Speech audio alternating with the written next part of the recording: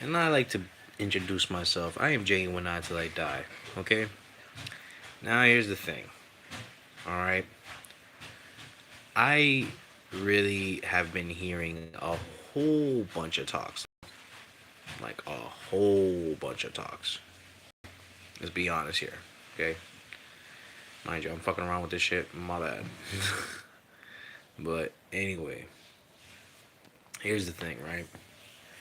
So there's this conversation that's been going around for quite some time. Okay. Here's the thing. I am not going to induct MK9 story because at the end of the day, that it's its own caliber. I am going to talk about that in a different video. Okay? What I am going to talk about now is what is the best story between Mortal Kombat X, Mortal Kombat 11, and Mortal Kombat 1. Like I said, I will talk about Mortal Kombat 9 in the next video. However, I figured to talk about this one now because there are so many conversations about it. Shout outs to Shin Fitz for giving me this kind of idea because I was looking through his stream yesterday and it gave me this idea to talk about this today. So, shout outs to Shin. I appreciate you for giving me an idea and also, you know, appreciate you for everything that you do for me. Now, let's review for starters, right? So, Mortal Kombat X is set after the events of Mortal Kombat 9, correct? Like I said, I will talk about Mortal Kombat 9 later. It's Johnny, Sonya, and Kenshi right now. And they're going against the revenants of Scorpion, Sub Zero, Jax, Kitana, Liu Kang, whoever. But the only people that showed is the revenant versions of Sub Zero, Scorpion, and Jax. Excuse me, hold on. I feel great. You gotta have that cafe bustelo. You know what I mean? Gotta have it. Trust me. It's a waker upper like that. For all my Hispanics out there. However, so they defeated him, and Johnny Cage is the one that saves the day. Now, did anybody thought of that first of all? Did anybody think that it was gonna be Sonya or it was gonna be Kenshi? No, did anybody think Johnny was gonna do it? 'Cause for me, I did not. Like, let's be honest here. Like, I didn't even think of that. You know what I mean? But um, whatever. You know what I mean? Johnny saves Sonya, and next thing you know, bam, he defeats Shinnok and becomes a hero. 25 years later into the mix, that's when Cassie, Jackie, Kung Jin, and Takeda step in the mix. The combat kids for, shorter times. Takeda is Kenshi's son. Kung Jin is a descendant of Kung Lao, while Cassie and Jackie, they're both daughters of the fighters that we know and love today, which Cassie's the daughter of Johnny and Sonya, and Jackie is the daughter of Jax. Plain and simple, right? Now, they're trying to learn how to be a team, and at the same time, they were trying to, realize their potential. They were trying to see how, they could live up to their parents' potential, or like their parents, like caliber. You know what I mean? Especially Cassie, because Cassie is, the daughter of her heroic dad and her militant mother. Correct? Correct. Okay, so basically what I'm getting at is that they already set up Cassie to do that. And while I told you at the end of it all, like anything could be done on paper. The only problem is that it's the execution that you are willing to do. So, thing is that while it looks good on paper, the execution was kind of lackluster on some things. Not all things, but some things. And I can tell you that some of y'all will agree on it. And then there was a moment where, we were already in the future, but then it goes back 25 years ago, and then it freaking goes right back to the future. Like, okay, all right, Raiden. You know what I mean? Like if I really need that, but whatever, right? I'm not here to talk about Raiden and his little fuck ups here and there, but basically, I will say that MKX had holes here and there, but it was a good story. I just felt like they could have done a lot better with some of the things that they decided on. But we can't all be happy, right? So there's that. And for those of you that really want to know what the fuck happened at the end, well, basically, I would tell you that Cassie pulled the Johnny Cage and saved the day and defeated Shinnok as well. And nowadays, she is saying that Shinnok is my bitch. Cool. Cool beans. The only problem is with that is it didn't feel like, you know, it could be a cakewalk sometimes. You know what I mean? Because I know people that put it in like the hardest difficulty or whatever. Yeah, I could tell that these people will not having a good time trying to deal with corrupted Shinnok. So there's that. But however, um, you know, we get through it, and then the story ends right then and there. You know what I mean? So now we get to Mortal Kombat 11, where we're trying to figure out as to where in the hell did Kung Jin and Takeda even leave to, if they're part of the special forces. Like that's just ridiculous to me. You know what I mean? I'm still trying to figure out like why were they even gone in 11? Like that's just ridiculous to me. But whatever, right? So I'm guessing the boys, are acting like the bitches and stayed home, while the girls acting like men, going out and fighting like if they're fucking soldiers. And like I said, totally get it, but it's like you should have centered around them too, because you were pushing the narrative that those four people was gonna take over those characters, but it didn't look like that because it was only two that made it like that, and that's what kind of like disappointed me, because if you're trying to push a future where there are, you know, kids, teenagers are about to be pretty much adults, you know, of the person that we have played before, then it's like why you couldn't focus around them a lot more. You know what I mean? Because if you really think about it, Mortal Kombat 11 completely was a whole fucking shit show of events. Let's be honest. Like, let's really be honest here. Because it all starts out with Cassie, correct? Okay. Then it goes to Kotal Khan. Then it gets to uh, Liu Kang and Kung Lao. Then it gets to Scorpion and Sub Zero. And then shit gets ballistic right then and there. You know what I mean? And like I said, I get it. You know what I mean? Like you're trying to include, Cassie and Jackie into the mix, but like you completely forgot about them as soon as their chapter ended. So it's like they were just an afterthought, really. So whatever, right? And at the same time with this one, like I felt like there was supposed to be. I feel like it was a redemption arc for Liu Kang, Kung Lao, Katana, uh and Jade, because they were brought back from whichever tournament they were in. I'm gonna say Mortal Kombat 2, that tournament, because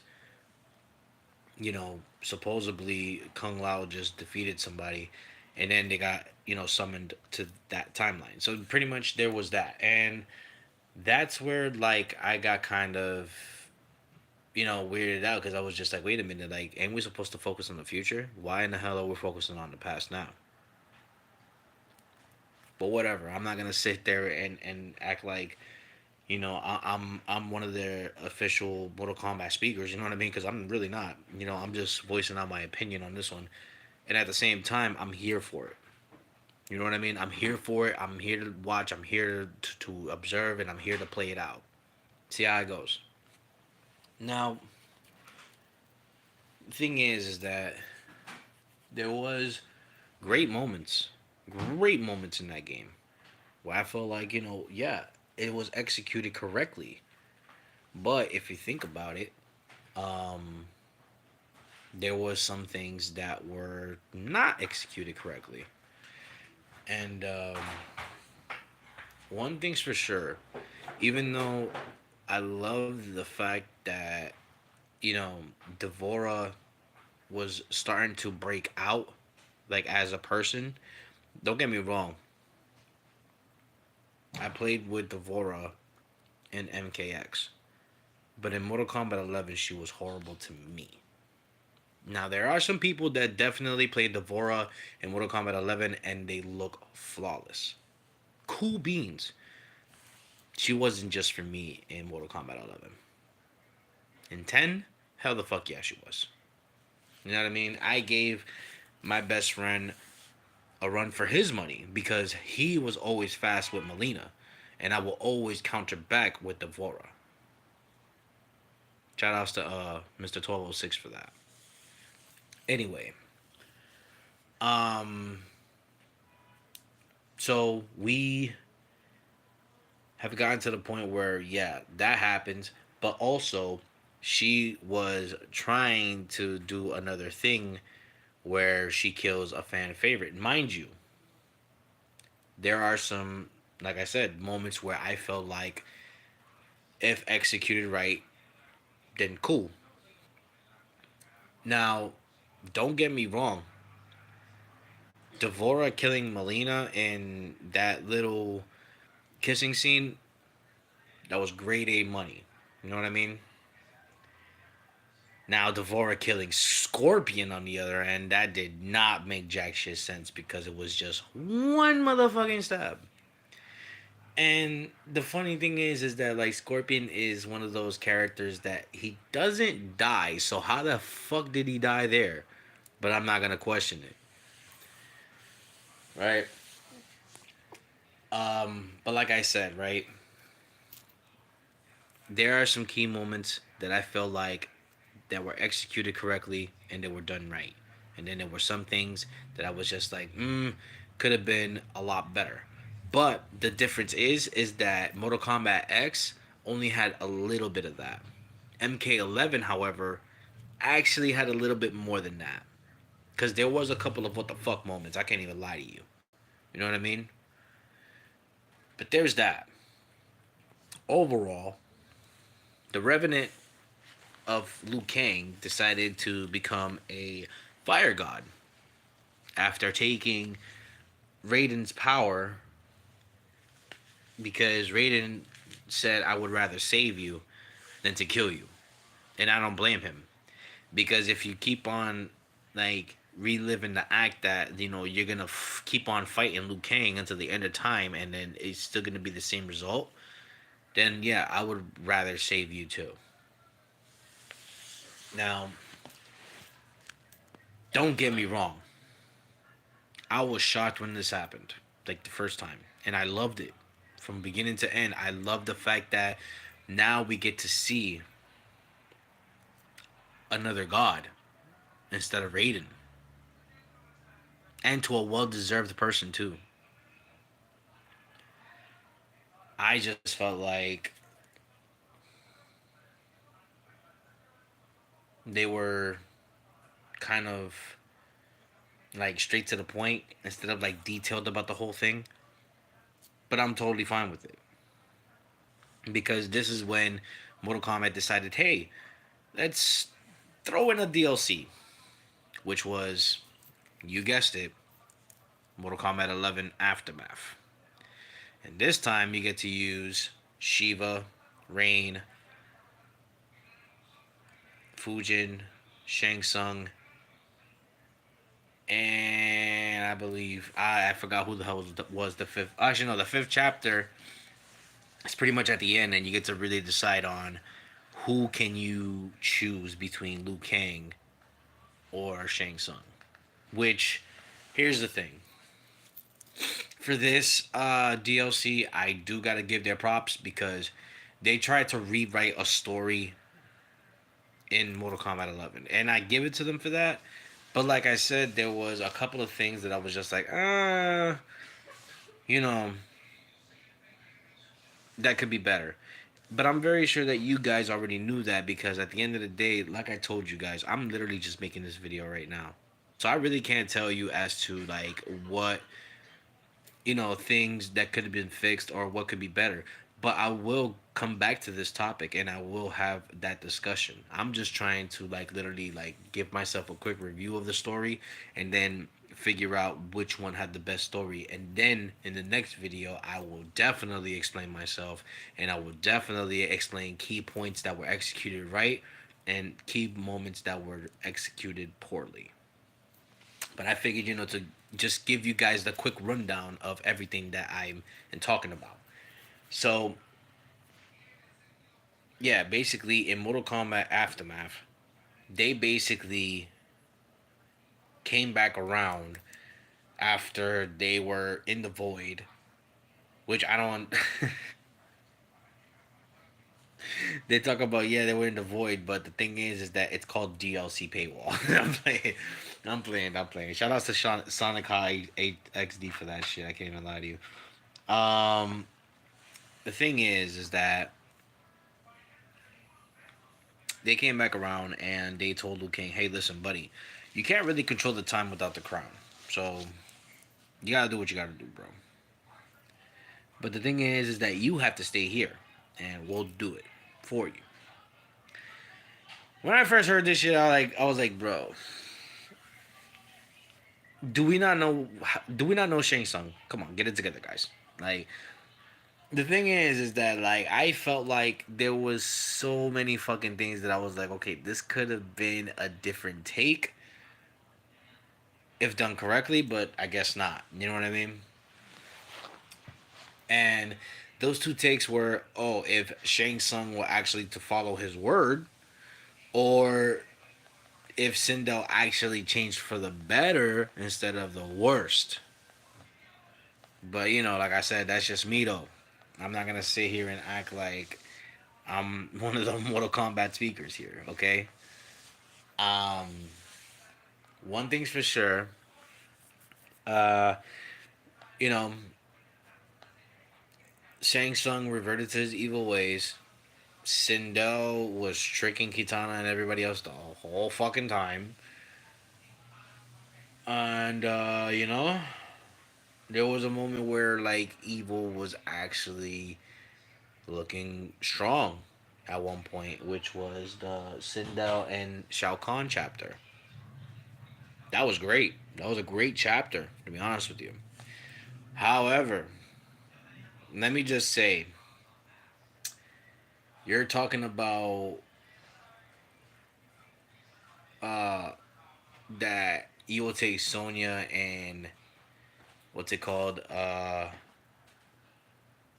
Johnny, and you're gonna like force them to breed freaking combatants. Y'all stupid. Y'all stupid. But anyway, I just wanted to like fucking say that. Um anyway, so yeah, that happens, and then during the time that they would think that Shao Kahn and Sindel will actually take over and stuff like that. No, Shang Tsung actually surprised the fuck out of me and decided to be the most powerful one and killed everybody off and tried to run the timeline. But then that's when Liu Kang stepped in and said, "Nah, I already knew this was happening." Cause you wanna know why? Cause Fujin was already on it on the low, telling me everything that I needed to know. Cause I already knew it was gonna happen. That was a good part right there. Can't lie to you.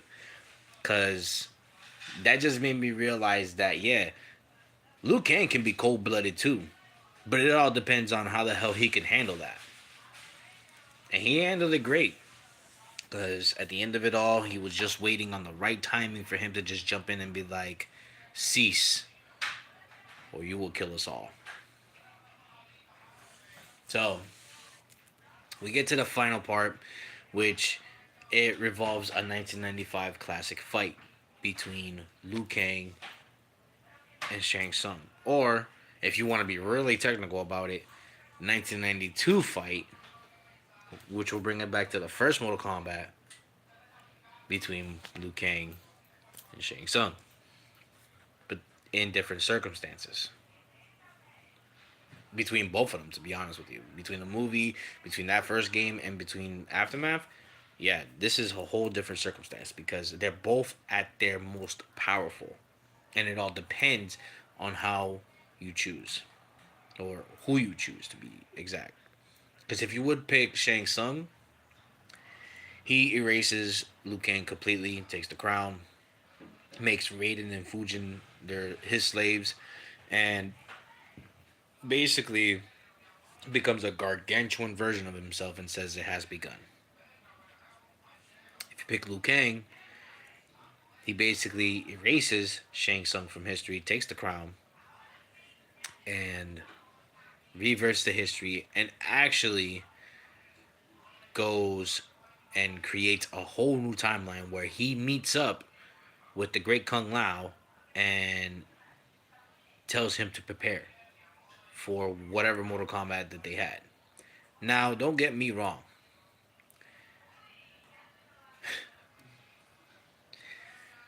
Like I said, things could be executed correctly written on paper. It's only about the execution visually. And like I said, while everything can sound great on paper, people were actually kind of confused on which one would be canon.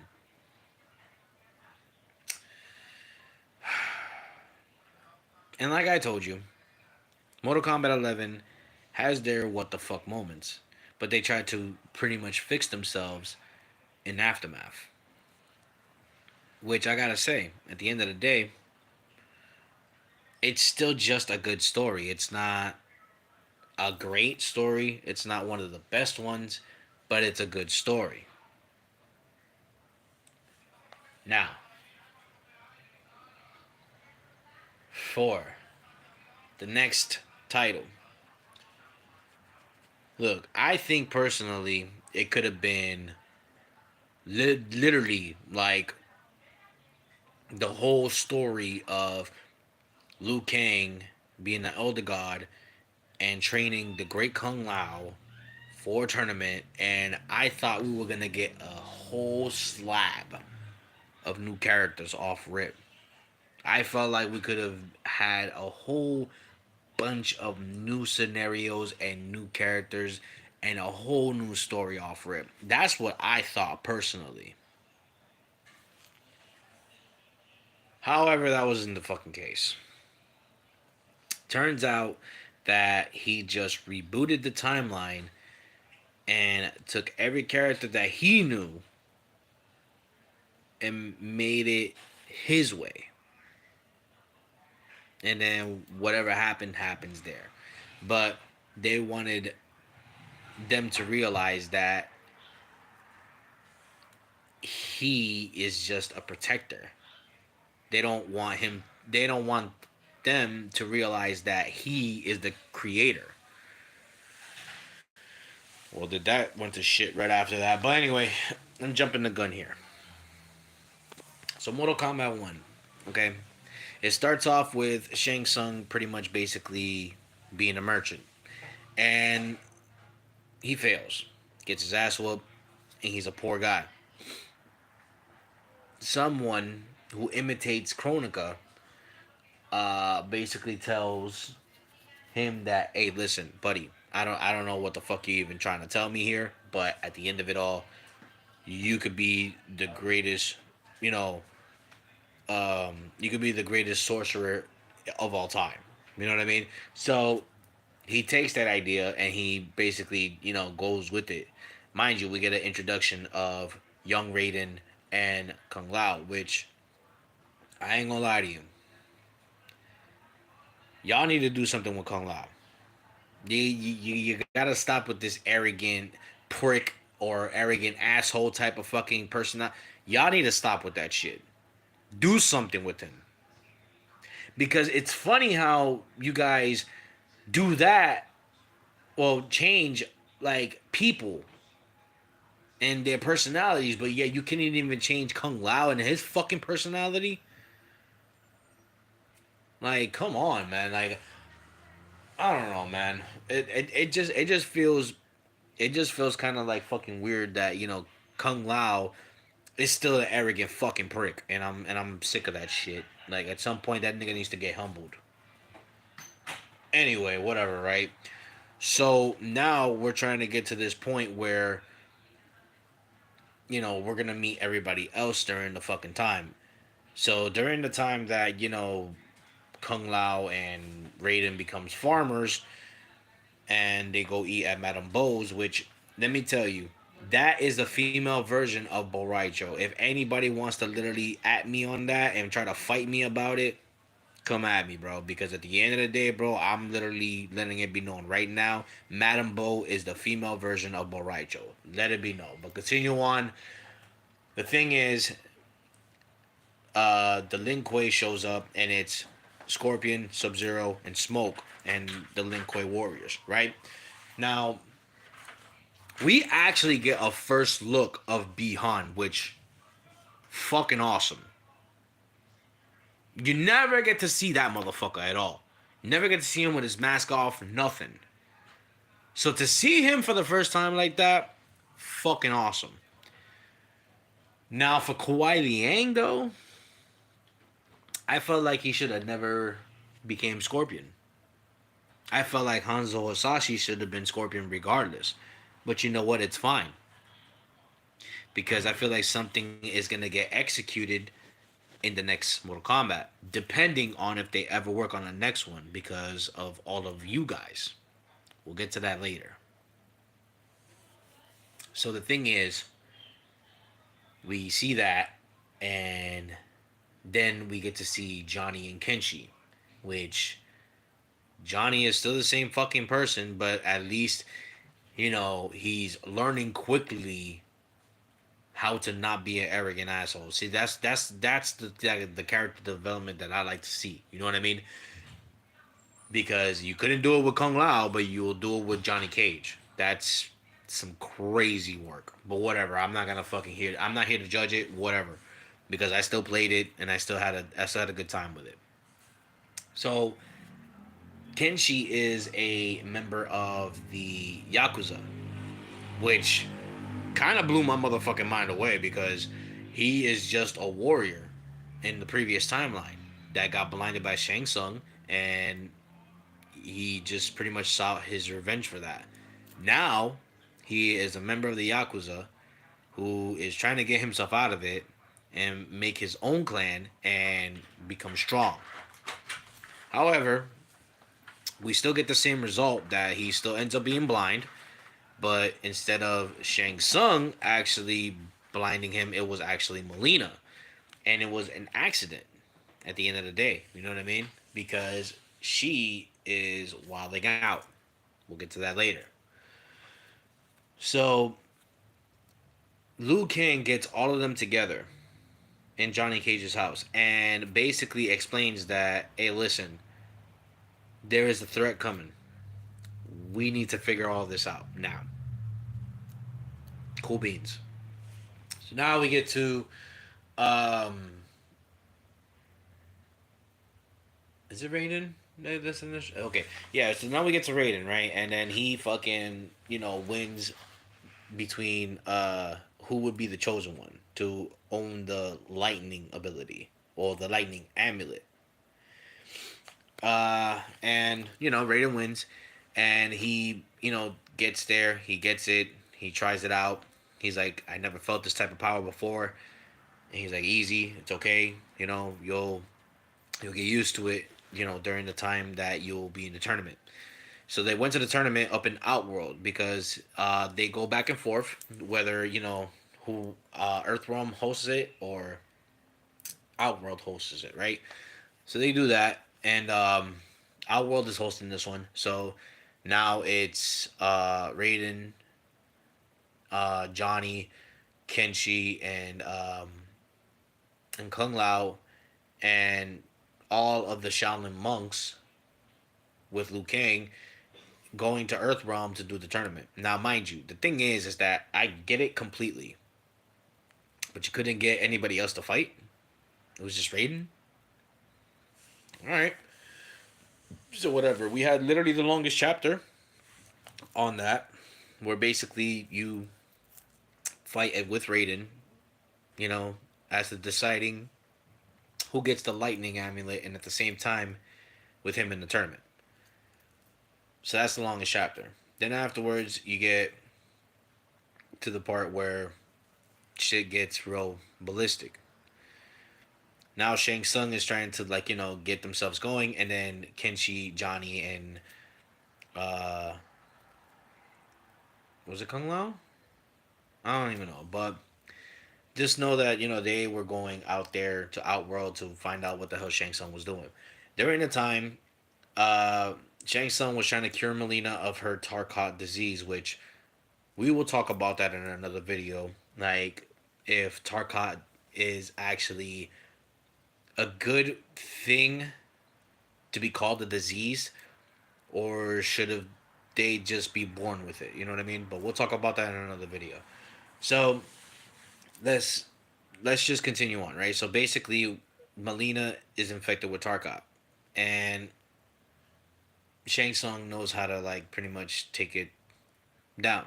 You know what I mean? Like take the Tarkat out of her, but not completely. You know what I mean? Like just to control it. During the time, it didn't work out, and you get to see her Tarkatan personality, and like I told you, she basically stabs Kenshi's eyes in with the sai, and like I said, that's a great new take. And at the end of the day, he knew that he set himself up to get to that procedure, which he said that it's okay, it's all forgiven. So there is no revenge arc for that, and we'll just leave it at that, right? Now, then it gets to I believe Smoke, and oh no, it gets to Baraka. It gets to actually no, not Baraka. It gets to Ashra. It gets to Reptile, and then it gets to the brothers, which is Sub Zero and Scorpion. Now the thing is that while I'm glad that Ashra and Reptile are getting their recognition, I hate the fact that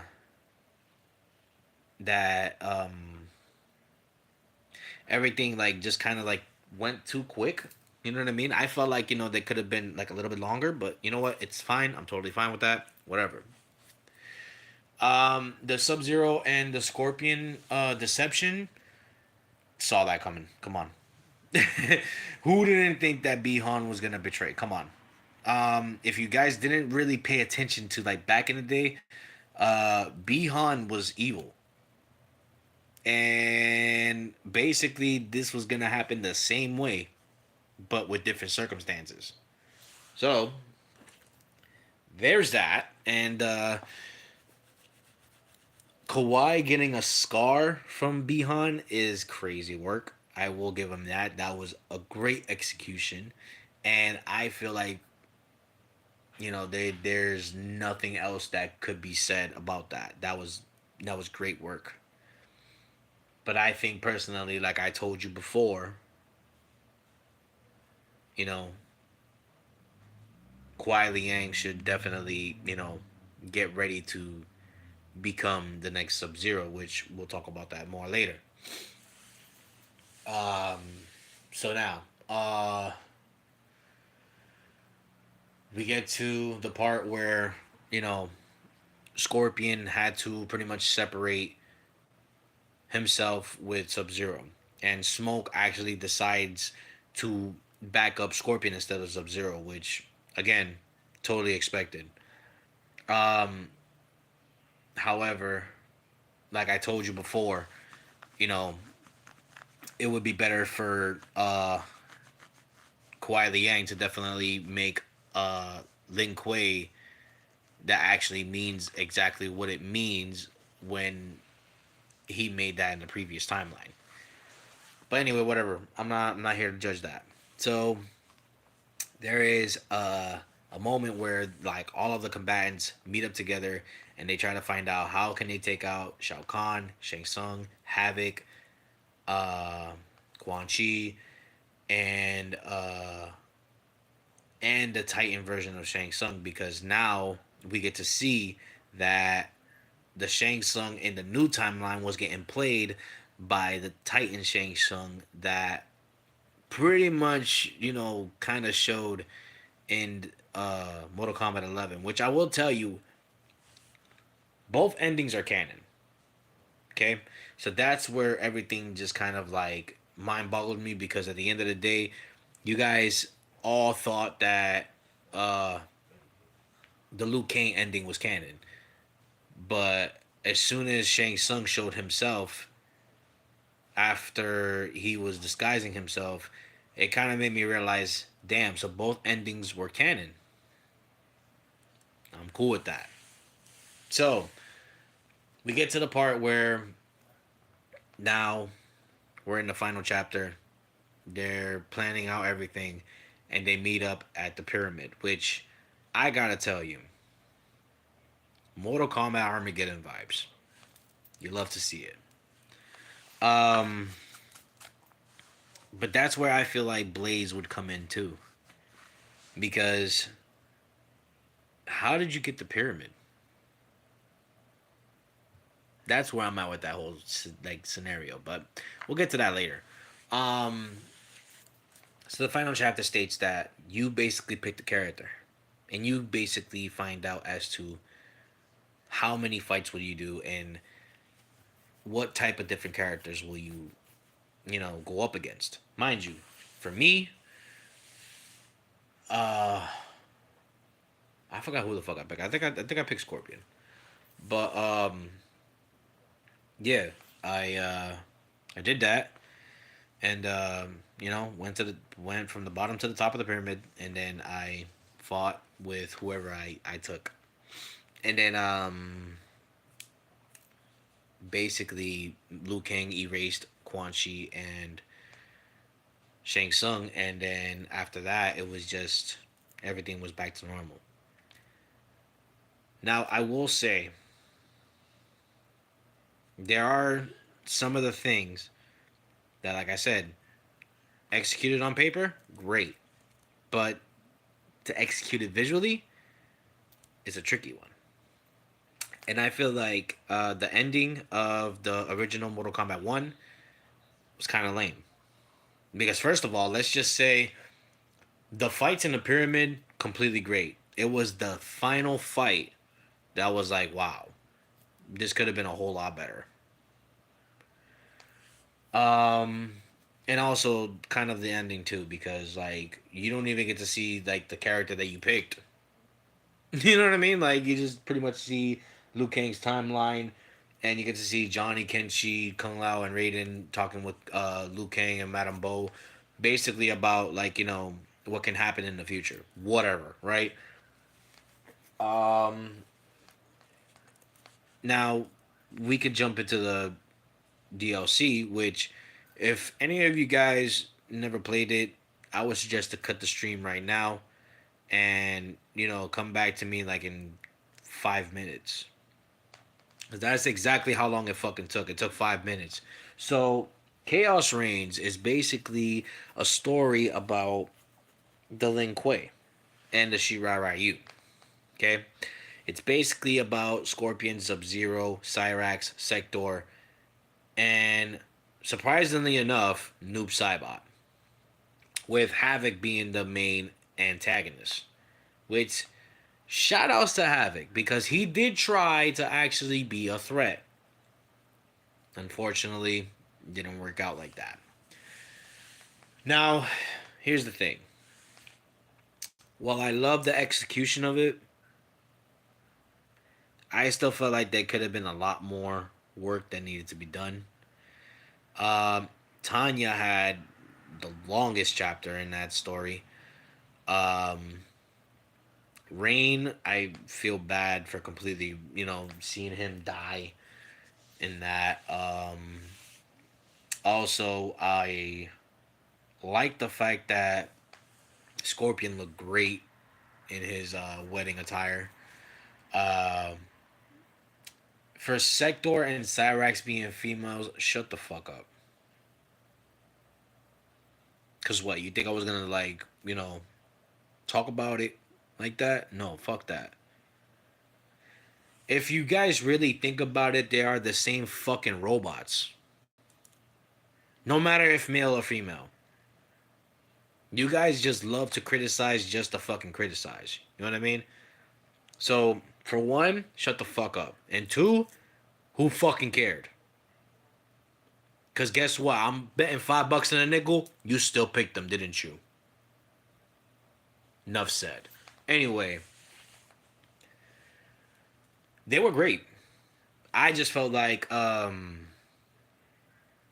Sector and Cyrax's story, I felt like they could have been longer. And also, I felt like did Sector even get a chapter? I don't even know if Sector even got a chapter. But if she didn't, I felt like she should have. But anyway, actually no, yeah, she did. My fault. I literally keep forgetting that Cyrax and Sector were literally the beginning chapters. And then it goes to Rain and Tanya, and then Noob Saibot. Now, here's the thing. While it took me 2 hours and 20 minutes, or 2 hours and some change,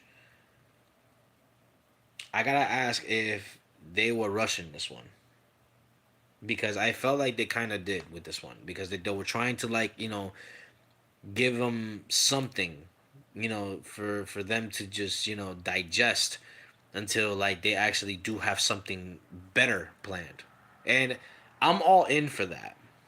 Literally, I'm all in for that. But the problem is that you rushed it, and that's what kind of like ruined it for me, because like I felt like it was rushed. Every fight was good. The only problem was the ending. I had no problem using Noob Saibot. I had no problem with Noob Saibot actually fighting the main antagonist. I just had a problem with after that.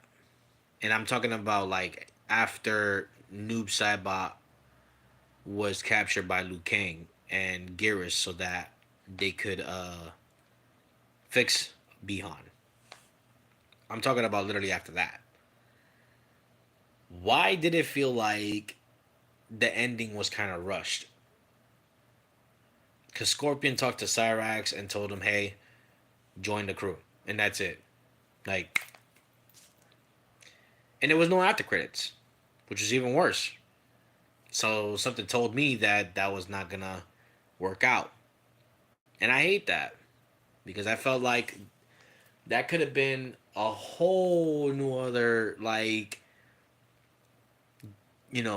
story that we could have been waiting on. But I felt like you guys rushed this ending so that you guys can just get it out there. I'm pretty sure that NRS probably had a post credit scene, but they couldn't just execute it in time. Now, that was basically 44 and a half minutes of me explaining the stories. Damn, that was too much. But anyway, what do I think about these stories? These stories are great. I just feel like if you're gonna execute it on paper, execute it in the right direction visually. That's all. I don't have no problem with anything that Mortal Kombat does, because I am a die-hard Mortal Kombat fan. However, I will call you out on some of the things that you could have done better. Like, for an example, Jackie in Mortal Kombat X could have been a whole lot fucking better. Um, what? Who else? Kodo Khan could have been a whole lot better in MKX, and somewhat in Mortal Kombat 11, because you guys made Kodo Khan look like a total fucking bitch. Uh, you killed Future Sonya in Mortal Kombat 11, but bring the past Sonya, which cool beans, but at least I could finally say that the voice casting of Sonya Blade in Mortal Kombat 11 was kind of decent, because now Megan Fox has taken over as the worst voice actor in Mortal Kombat history, straight up. Anyway, there's that. Johnny Cage, I felt like could have done a lot more in Mortal Kombat 11. Um, I just felt like he was a bitch too. Jackie got better as time progressed in Mortal Kombat 11, but I felt like that should have been done from the get. Uh, same with same with. I feel like there was a different character there that I felt like it could have been better. Oh, same with Rain. When you guys let him out, like I felt like he could have been a whole lot better. Don't get me wrong, but it is what it is. Because to be honest with you, I felt like MK1's version of Rain is actually the worst one to me, really. Anyway, I can go on and on about the whole like scenario when it comes down to it, but me personally, all I'm gonna say is that all stories are great. The only problem is that there are some things that when you execute it on paper, visually, it's probably not gonna look good. So I feel like NRS, listen, you guys are doing great. No matter what the sales are, no matter what people hate on about, you're doing great. The thing is that there are things that I feel like you definitely need to work on, especially in Mortal Kombat 1. Because in Mortal Kombat 1, people are always complaining about the cameos, people are always complaining about the story, people are always complaining about the crypt, people are always complaining about the warrior shrine, people are always complaining about the invasions, people are always complaining about the gameplay, whatever. But let's be honest here. Do you think that they rushed this game? Who knows? But all I know is that I do not have a clear decision on who won. I really don't. Because if you really think about it, I would never put them in the top caliber. Because you want to know who's up there right now? Mortal Kombat Deception. That is a great story. Because you would have never thought that you were working for the bad guys the whole damn time until you get to the final part of the story. And that was just me as a kid. But it was elite storytelling. Now, for me, if I would have had to ever choose between X, 11, and 1, I couldn't give you a clear answer. Because, like I said, all of them are great, but we don't know if we even decide if they have holes in their story. But I will say this: this is an open discussion, okay? And I will say if I fucked up on reviewing this shit, I'm sorry. You guys can correct me if you like. You guys can comment on what is your best story between X11 and 1. And hell, if it ain't any of those, tell me which one is your best one. And I will definitely pay attention. However, you can also voice out your reason on why this or this didn't work out the way you want it. Hell, you could even voice out on a whole bunch of Mortal Kombat 1 problems. And I'll still be here to listen. The thing is that I'm down for any discussion. So whatever you guys think, leave it in the comments. Like, comment, and subscribe. And trust me, I will be coming out with more videos just like this.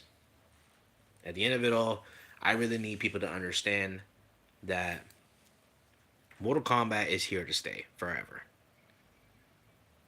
But we really need to have these type of conversations. That's for sure. So IBJ went on till I die.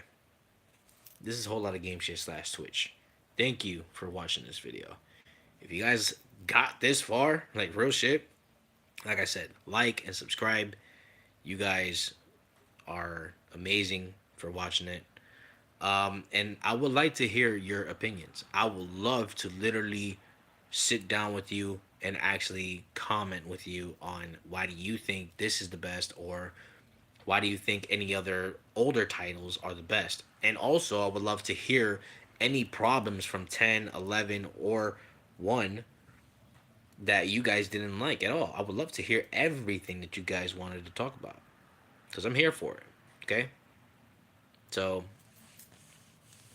just to let you know, I don't have a clear winner when it comes to story. But I will say that Mortal Kombat Deception is still the best story. That's all.